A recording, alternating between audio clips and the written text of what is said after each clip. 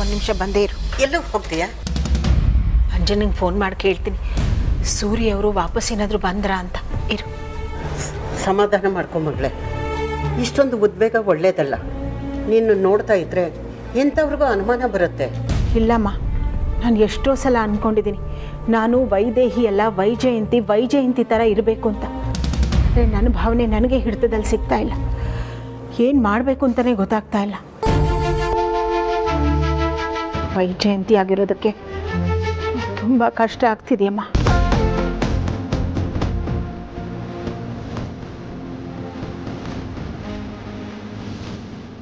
ನಾನು ಹೇಗೆ ಸಮಾಧಾನ ಮಾಡಿ? ನೀನು ಪಟ್ಟಿರೋ ಕಷ್ಟ, ಅನುಭವಿಸಿರೋ ನೋವಿನ ಮುಂದೆ ನಾನು ಏನೇ ಸಮಾಧಾನ ಹೇಳಿದ್ರು ಅದು ಕಮ್ಮಿನೇ ಕಂದ.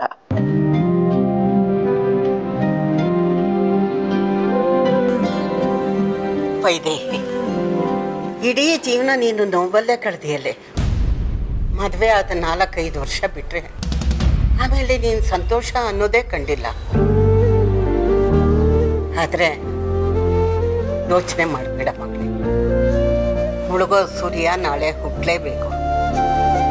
ಬಂದಿರೋ ಕಷ್ಟಗಳು ಕರಗಲೇಬೇಕು. ನೋಡು, ನೀನ್ ಸಿಗ್ತೀಯ ಅಂತ ನನ್ನ ಕನಸನ್ನೆಲ್ಲ ಅಂದ್ಕೊಂಡಿರ್ಲಿಲ್ಲ. ನೀನ್ ಸಿಕ್ತೆ, ಆದ್ರೆ ಈಗ ಸೂರ್ಯ ಬದುಕಿದ್ದಾನೆ ಅಂತ ಗೊತ್ತಾಯ್ತು. ಇನ್ನು ಸ್ವಲ್ಪ ದಿನ ಮಗಳೇ, ಸೂರ್ಯ ಈ ಮನೆಗೆ ಬಂದೇ ಬರ್ತಾನೆ. ಮಕ್ಕಳೆಲ್ಲ ನಿನ್ನನ್ನ ಅಮ್ಮ ಅಂತ ಕರೀತಾರೆ. ಆ ಸುಹಾಸಿನಿನ ಮನೆಯಿಂದ ಆಚೆ ಹಾಕ್ತಾರೆ. ಅಮ್ಮ, ನನಗೂ ಈ ಕನಸು ಕಂಡು ಸಾಕಾಗಿ ಹೋಗಿದೆ. ಜಾಸ್ತಿ ದಿನ ಇಲ್ಲ ಮಗಳೇ. ಆರೋಗ್ಯ ದೀಪ ಜೋರಾಗಿ ಉರಿಯುತ್ತಂತೆ. ಇನ್ನು ಸ್ವಲ್ಪ ದಿನದಲ್ಲೇ ಈ ಮನೆಗೆ ನೆಮ್ಮದಿ ಬರುತ್ತೆ. ಎಲ್ಲ ಸರಿ ಹೋಗುತ್ತೆ. ಆ ಸುಹಾಸಿನಿ ಸಂಹಾರ ಕೂಡ ಆಗುತ್ತೆ. ಕಾಲ ತ್ರಿಗುಣ ಸಂಶ್ಲೇಷಂ ಕಾಲ ಗಮನ ಸಂಕಾಶಂ ಕಾಲ ವರ್ಜಯೇ ಚಾರಣಂ ಕಾಲ ಜನ್ಮ ನ ಜಾಯತೆ ಜಯಂ.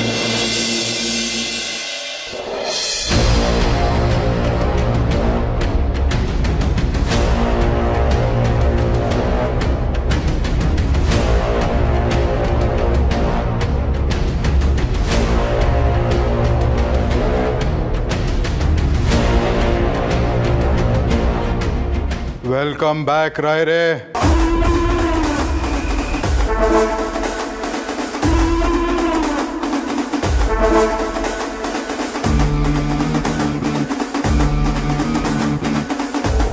ಊರಿಗೆ ಬಂದವರು ನೀರಿಗೆ ಬರಲೇಬೇಕು.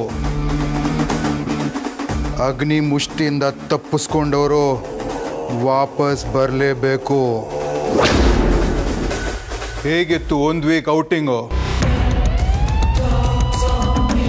ಸ್ವಲ್ಪ ದಪ್ಪ ಆಗಿದಾರ ಅನ್ಸುತ್ತಲ್ಲ. ವಾಚ್ಮ್ಯಾನ್ ಮನೆ ಊಟ ಚೆನ್ನಾಗಿ ಸೇರಿದ ಅನ್ಸುತ್ತೆ. ಅಯ್ಯೋ ಪಾಪಿ, ನನ್ಗೆ ಯಾಕೋ ಇಷ್ಟೊಂದು ಚಿತ್ರಹಿಂಸೆ ಕೊಡ್ತಾ ಇದೆಯಾ? ನಾನು ನಿನ್ಗೇನು ಮಾಡಿದ್ದೆ? ಏನೋ ಅನ್ಯಾಯ ಮಾಡಿದ್ದೆ?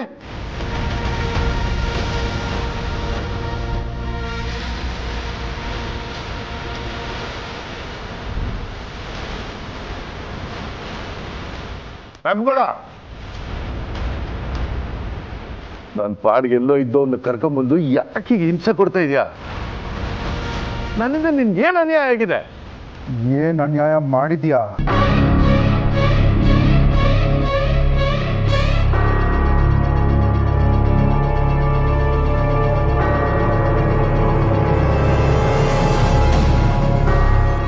ಇಪ್ಪತ್ತೈದು ವರ್ಷದಿಂದೆಂದು ನಿನಗೆ ಏನು ಜ್ಞಾಪಕ ಇಲ್ವಲ್ಲ?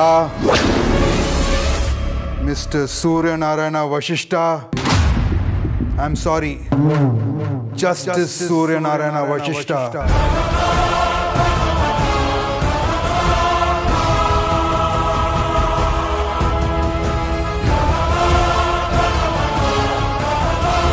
Justice Suryanarayana Vasishtha?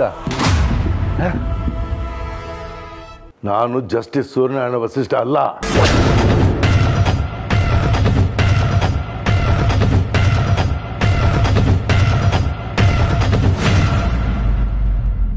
Mobile purse ಮರ್ತು ಹೋದ್ರೆ ಎಷ್ಟು ಟೆನ್ಷನ್ ಆಗತ್ತೆ. ಅಂಥದ್ರಲ್ಲಿ ನಿನಗೆ ನೀನು ಯಾರಂತಾನೆ ಮರ್ತು ಹೋಗಿದೆ. ಡೋಂಟ್ ವರಿ, ನೀನು ಯಾರಂತ ನಾನು ಹೇಳ್ತೀನಿ. ನೀನೆಷ್ಟು ಅನ್ಯಾಯ ಮಾಡಿದೀಯಾ ಅದನ್ನು ಹೇಳ್ತೀನಿ. ನಾನು ನಿನಗೆ ಅನ್ಯಾಯ ಮಾಡಿದ್ನ?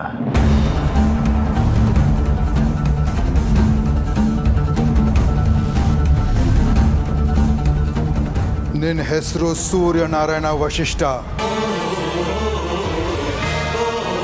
25 ವರ್ಷದಿಂದ ನೀನು ಕೊಟ್ಟಿರೋ ಒಂದು ತೀರ್ಪಿಂದ ನನ್ನ ನೆಮ್ಮದಿ, ಜೀವನ, ಕುಟುಂಬ ಎಲ್ಲ ಹಾಳಾಗೋಯ್ತು.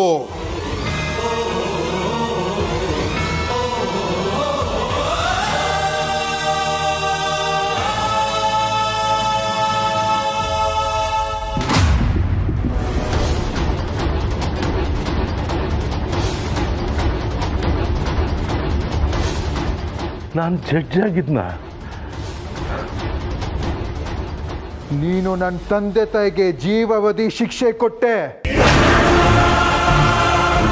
ನಿನ್ನಿಂದ ನನ್ನ ತಂದೆ ತಾಯಿ ಈಗಲೂ ಜೈಲಲ್ಲಿದ್ದಾರೆ. ನೀನು ಹೀರೋ ಆಗಕ್ಕೆ ಹೋಗಿ ನನ್ನನ್ನು ವಿಲನ್ ಮಾಡಿದೆ. ನಮ್ಮ ಅಪ್ಪ ಅಮ್ಮ ಇದ್ರೂ ನನ್ನನ್ನು ಅನಾಥ ಮಾಡಿದ್ಯಾ.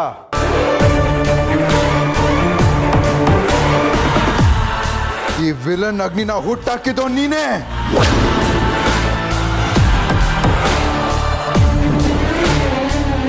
ನನ್ನ ಮನಸ್ಸಲ್ಲಿ ಇಷ್ಟು ದ್ವೇಷ ಹುಟ್ಟಾಕಿದೋ ನೀನೇ.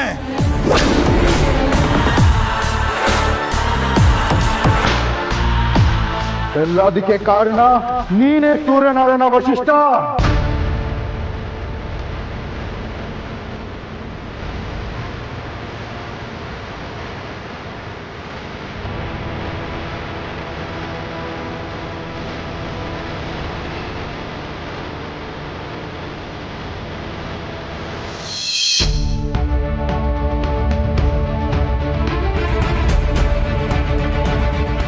ವಾದ ವಿವಾದಗಳನ್ನು ಆಲಿಸಿದ ನಂತರ ಈ ನ್ಯಾಯಾಲಯವು ಈ ಕೆಳಕಂಡ ತೀರ್ಪಿಗೆ ಬಂದಿರುತ್ತೆ.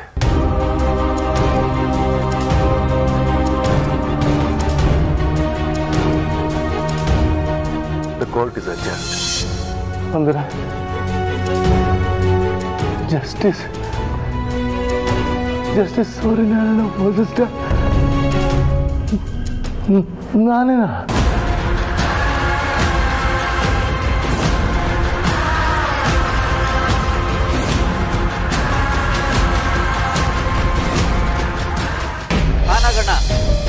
ಅದೇ ನಿನ್ನೆ ಪೇಪರ್ನಲ್ಲಿ ಅವ್ರ ಫೋಟೋ ಬಂದಿತ್ತಲ್ಲ, ನೀನು ನೋಡಿದೀಯಲ್ಲ? ಬಿಳಿ ಜುಬ್ಬ ಹಾಕೊಂಡಿದ್ವು. ನಮ್ಮ ಬೀದಿ ಕೊನೆಯಲ್ಲಿರೋ ರಾಮಣ್ಣನ ಅಂಗಡಿಲಿರೋ CCTVಯಲ್ಲಿ ನಾನು ಅವ್ರನ್ನ ನೋಡಿದೆ. ಹಾಗೆ ನಿಮ್ಮ ಅಂಗಡಿ ಹತ್ರನೂ ಅವ್ರು ಕಾಣಿಸ್ಕೊಂಡ್ರು ಅಂತ ನಿನ್ನೆ ಗಂಗಣ್ಣ ಹೇಳ್ದ. ನಿಮ್ಮ ಅಂಗಡಿ ಮೇನ್ ರೋಡ್ನಲ್ಲಿ ಇದೆಯಲ್ಲ, ಒಂಚೂರು CCTV ಫುಟೇಜ್ ತೆಗೆದು ನೋಡೋದಕ್ಕಾಗತ್ತಾ? ಏನಂತೆ? ಹೌದಾ? ಸರಿ. ಏನಂದ್ರು ರೀ? ಇಲ್ಲ ಪರಿ, ಅವ್ರ ಕ್ಯಾಮ್ರಾದಲ್ಲೂ ಕಾಣಿಸಿಲ್ವಂತೆ. ಇನ್ನು ಎಲ್ಲಿಗೆ ಹೋಗಿರ್ಬೋದು ಇವರು? ಪರಿ, ನನಗೆ ಒಂದು ವಿಚಾರ ಅರ್ಥ ಆಗ್ತಾ ಇಲ್ಲ. ನಿನ್ನೆ ರಾತ್ರಿ ನಾನು ಬಸ್ ಸ್ಟ್ಯಾಂಡು, ರೈಲ್ವೆ ಸ್ಟೇಷನ್ನು ಎಲ್ಲ ಹೋಗುತ್ತೆ, ಅವ್ರು ಅಲ್ಲೂ ಕಾಣಲಿಲ್ಲ. ನಮ್ಮ ಆಟೋದವ್ರ ಗ್ರೂಪಲ್ಲೂ ಹಾಕಿದ್ದೀನಿ, ಅವ್ರು ಯಾರ ಕಣ್ಣಿಗೂ ಇವ್ರು ಕಾಣಿಸ್ಕೊಂಡಿಲ್ಲ. ಇನ್ನು ಎಲ್ಲಿ ಹೋಗಿರ್ಬೋದು ಪರಿ? ಈಗೇನ್ರಿ ಮಾಡೋದು? ನಮ್ಮ ಕೈಯಲ್ಲಿ ಏನೂ ಮಾಡೋದಕ್ಕಾಗಲ್ಲ ಪರಿ. ಒಂದು ವೇಳೆ ವೇದ ಅಂತ ಹೇಳಿ ಪೊಲೀಸ್ ಕಂಪ್ಲೇಂಟ್ ಕೊಡಬೇಕಾಗುತ್ತೆ ಅಷ್ಟೇ. ರೀ ನೋಡಿ, ಹೇಳೋದೇ ಬರುತ್ತೆ. ಅಮ್ಮ ಕೊಡ್ತೀನಿ ಅಂತ ಹೇಳಿದಾಳೆ. ಅಂದರೆ ಈ ವಿಷಯನ ವೇದಾಂತಕ್ಕೆ ಹೇಳಿದ್ಲಂತೆ. ಅವರು ಪೊಲೀಸ್ ಸ್ಟೇಷನ್ಗೆ ಹೋಗಿ ಒಂದು ಕಂಪ್ಲೇಂಟ್ ಕೊಟ್ಟು ಅವ್ರ ಹತ್ರನೇ ಹುಡುಕ್ಸೋಣ ಅಂತ ಹೇಳಿದಾನಂತೆ. ಏನೋಪ್ಪ, ಒಂದು ಸುಳ್ಳು ಸಿಕ್ಕಿ ವೇದಾಂತಕ್ಕೆ ಅವ್ರ ಅಪ್ಪ ಸಿಕ್ಕಿದ್ರೆ ಸಾಕು. ಛೇ, ನಮ್ಮ ಮನೆಯಲ್ಲಿ ನಮ್ಮ ಕಣ್ಮುಂದೆನೇ ಇದ್ಕೊಂಡು ಕಾಣೆ ಆಗೋದ್ರಲ್ಲ ಅವರು. ಅಪ್ಪ ವೇದಾಂತ ಅವ್ರ ತಂದೆನ ಹುಡುಕೊಂಡು ಊರಲ್ದ. ಅವರು ನಮ್ಮ ಮನೆಯಲ್ಲೇ ಇದ್ರು ನಾವೇನು ಮಾಡೋದಕ್ಕಾಗಲಿಲ್ಲ. ಅಲ್ಲ, ಅವರಾದ್ರೂ ಹೇಳ್ಬೋದಾಗಿತ್ತಲ್ವಾ ಹಿಂಗೆ ಅಂತ. ರೀ, ಅವ್ರು ನಮ್ಮ ಮನೆಗೆ ಬಂದಾಗ ನನಗೆ ಹೆಂಡತಿ ಮಕ್ಕಳು ಯಾರು ನೆನಪು ಇಲ್ಲ ಅಂತ ಹೇಳಿದ್ರಪ್ಪ.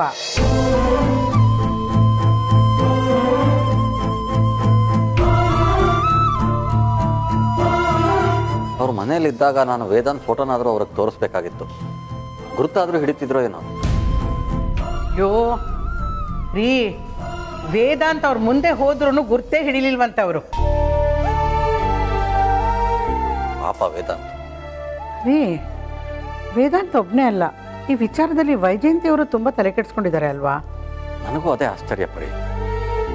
ಬೆಳಗ್ಗೆಯಿಂದ ಅವರು 3-4 ಸಲ ಫೋನ್ ಮಾಡಿದ್ರು, ವೇದಾಂತ್ ಅವ್ರ ತಂದೆ ಸಿಕ್ಕಿದ್ರಾ ಅಂತ. ಅಯ್ಯೋ, ನನಗೂ 4 ಸಲ ಫೋನ್ ಮಾಡಿದ್ರು ರೀ.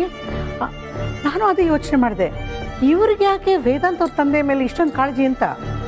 ಪುನೀತ್, ನಿಂಗೆ ನೆನಪಿದ್ಯಾ, ನಮ್ಮ ಮನೆಗೆ ಸೂರ್ಯನಾರಾಯಣ ಅವರು ಅಗ್ನಿ ಜೊತೆ ಬಂದಾಗ ವೈಜಯಂತಿ ಅವರು ಆ ಅಗ್ನಿ ಕಾರಿಂದ ಓಡ್ ಹೋಗಿದ್ರು. ಅಯ್ಯೋ, ಆ ವಿಷಯ ಬಿಡ್ರಿ. ನೆನ್ನೆ ನಮ್ಮ ಮನೆಗೆ ಅಮ್ಮ ಜೊತೆಲಿ ಬಂದಿದ್ರಲ್ಲ, ಏನೋ ಒಂಥರ ಗಾಬರಿಯಾಗಿ ಅವ್ರ ಬಗ್ಗೆ ತುಂಬ ವಿಚಾರ ಮಾಡ್ತಿದ್ರು. ಆದರೂ ರೀ, ನಾನು ವೈಜಯಂತಿ ಅವ್ರನ್ನ ನೋಡಿದಾಗಲೆಲ್ಲ ಅವ್ರ ಕೆಲಸದವ್ರು ಹೌದೋ ಅಲ್ಲೋ ಅಂತ ನನಗೆ ಅನುಮಾನ. ಅದೇ ರೀ, ಒಂದಷ್ಟು ದಿನ ನಮ್ಮ ಮನೇಲಿ ಇದ್ರಲ್ಲ, ನಮ್ಮ ಮೊಮ್ಮಗುನ ಸ್ವಂತ ಅವ್ರ ಮೊಮ್ಮಗು ಥರನೇ ನೋಡ್ಕೋತಾ ಇದ್ರು.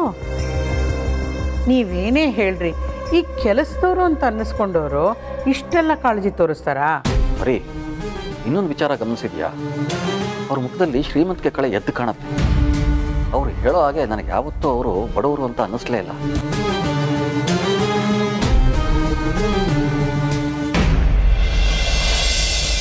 ಅಳ್ಬಾರ್ದು ಕಂದ,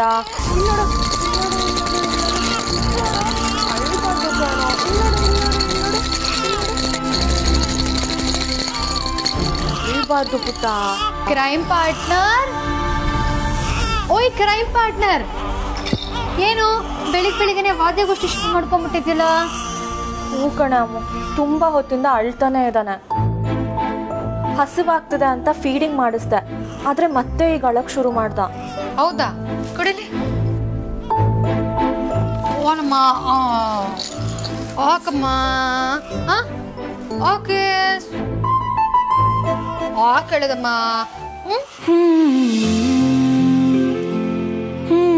ಹಾಡು ಹೇಳಿದ್ರೆ ಸೈಲೆಂಟ್ ಆಗ್ಬೋದು ಅನ್ಸುತ್ತೆ. ಅಮ್ಮ ನಾನು ದೇವರಾಣೆ ಬೆಣ್ಣೆ ಕದ್ದಲ್ಲಮ್ಮ, ಎಲ್ಲ ಸೇರಿ ನನ್ನ ಬಾಯಿಗೆ, ಎಲ್ಲ ಸೇರಿ ನನ್ನ ಬಾಯಿಗೆ ಬೆಣ್ಣೆಯ ಮೆತ್ತಿದರಮ್ಮ.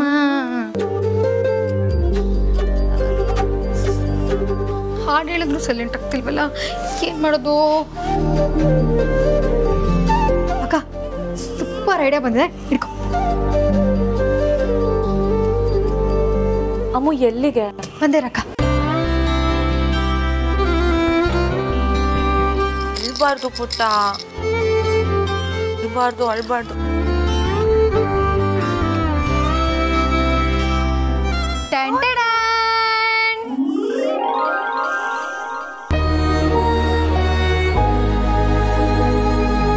ಕ್ರೈಮ್ ಪಾರ್ಟ್ನರ್ ನೋಡಿಲಿ, ಇಲ್ಲೋಡಿ ಅಕ್ಕ, ಕೊಡಕ್ಕ ಇಲ್ಲಿ ಆಲಮ್ಮ, ನೋಡಿಲಿ.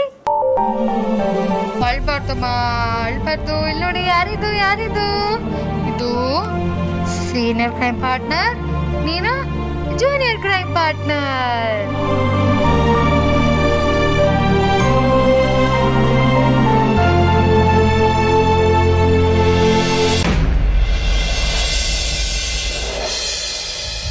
ಅಂದ್ರೆ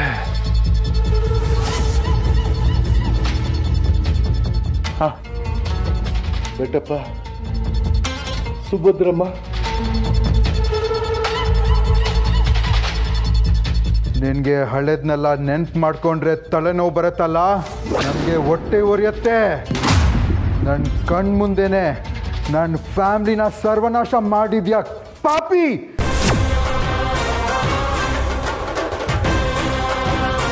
ಅಂದ್ರೆ ನೀನು ಬೆಟ್ಟಪ್ಪ ಸುಭದ್ರಮ್ಮನ ಮಗನ? ಹೌದು, ನಾನೇ ಬೆಟ್ಟಪ್ಪ ಸುಭದ್ರಮ್ಮನ್ ಮಗ ಅಗ್ನಿ.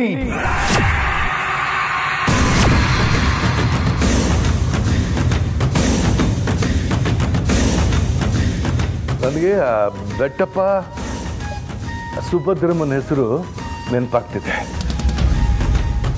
ಆದರೆ ನಾನು ಏನು ಜಡ್ಜ್ಮೆಂಟ್ ಕೊಟ್ಟೆ ಅದು ನೆನಪಾಗ್ತಿಲ್ಲ.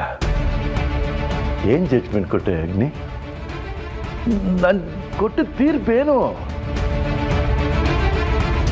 ಅಗ್ನಿ ನಿನ್ನೆ ಕೇಳ್ತಿರೋದು. ಅಗ್ನಿ,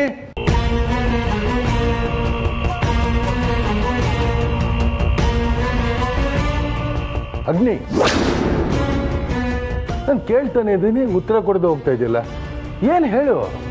ಆ ನೋವನ್ನ ನೀನು ಅನುಭವಿಸ್ಬೇಕು. ಎಲ್ಲ ಮರೆತು ಆರಾಮಾಗಿರಬಾರ್ದು. ಆ ಜ್ಞಾಪಕ ಎಲ್ಲ ನಿನಗೆ ಬರ್ತಾ ಇರಬೇಕು.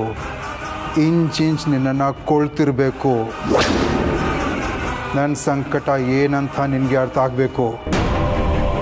ನೋಡೋಗ್ನಿ, ಒಂದು ವೇಳೆ ನೀನು ಹೇಳಿದಾಗೆ ನಾನೇ ಜಡ್ಜ್ ಆಗಿದ್ದು ನಿಮ್ಮ ತಂದೆ ತಾಯಿ ವಿರುದ್ಧ ತೀರ್ಪು ಕೊಟ್ಟಿದ್ರೆ ಅದು ನ್ಯಾಯನ ಎತ್ತಿಡಿಯೋದಕ್ಕೆ ಹೊರತು ಅವ್ರ ಮೇಲೆ ದ್ವೇಷದಿಂದ ಅಲ್ಲ. ತಪ್ಪು. ನೀನು ಆ ದಿನ ತೀರ್ಪು ಕೊಟ್ಟಿದೆ ತಪ್ಪು. ನಿನ್ನ ಸ್ವಾರ್ಥದಿಂದ ನನ್ನ ತಂದೆ ತಾಯಿ ಬಲಿ ಆದರು.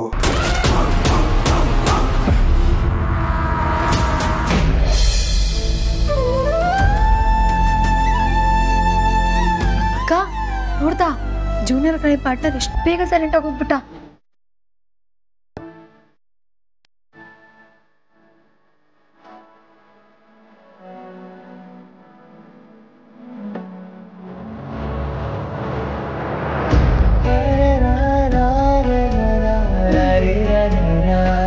ಒಂದ್ ಮಗು ಅಳ ನಿಲ್ಸಿದ್ರೆ ಇಲ್ಲಿ ಇನ್ನೊಂದ್ ಮಗು ಬೇಜಾರ್ ಮಾಡ್ಕೋತಾ ಇದೆ. ಯಾಕಕ್ಕ, ಏನಾಯ್ತು? ಏನೂ ಇಲ್ಲ ಕಣೆ ಅಮ್ಮ.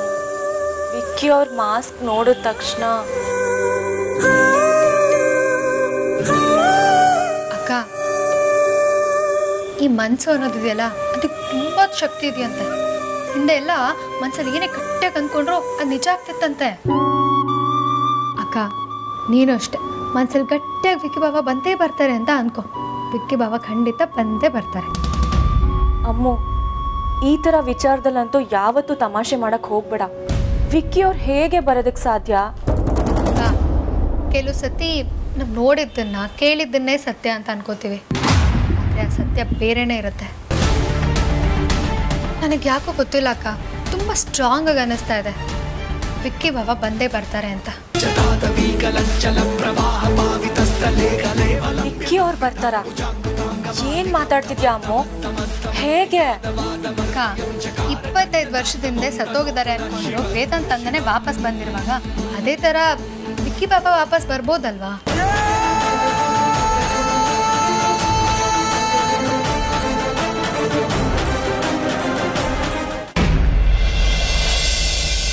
ನನ್ನ ಕುಟುಂಬನ ನಾಶ ಮಾಡಿದೆಯಲ್ಲ, ನಿನ್ನ ಕುಟುಂಬನ ಸರ್ವನಾಶ ಮಾಡ್ತೀನಿ ಅಂತ ಆವತ್ತೇ ಪ್ರತಿಜ್ಞೆ ಮಾಡಿದೆ. ಅಗ್ನಿ, ನಾನು ಹೆಂಡತಿ ಮಕ್ಕಳನ್ನ ಹುಡುಕೊಡ್ತೀನಿ ಅಂತ ಹೇಳಿ ನಾನು ಇದಕ್ಕೆ ಕರ್ಕೊಂಬಂದೆ. ಈಗ ನೋಡಿದ್ರೆ ನನ್ನ ಕುಟುಂಬನ ನಾಶ ಮಾಡ್ತೀನಿ ಅಂತ ಹೇಳ್ತಾ ಇದೆಯಲ್ಲ, ಇದಕ್ಕೆ ನಾನು ಏನು ಹೇಳಲಿ?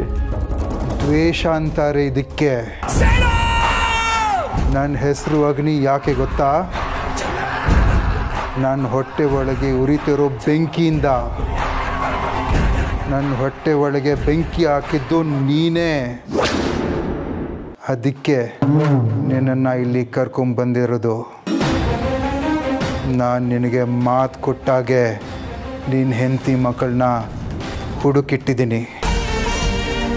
ಏನಂದೆ? ನನ್ನ ಹೆಂಡತಿ ಮಕ್ಕಳನ್ನ ಹುಡುಕಿಟ್ಟಿದ್ಯಾ? ಎಲ್ಲಿದ್ದಾರೆ ಅವರು? ನಿನ್ನ ಕುಟುಂಬದ ಒಂದು ಸಣ್ಣ ಸ್ಯಾಂಪಲ್ ತೋರಿಸ್ತೀನಿ. ಸುಹಾಸಿನಿ.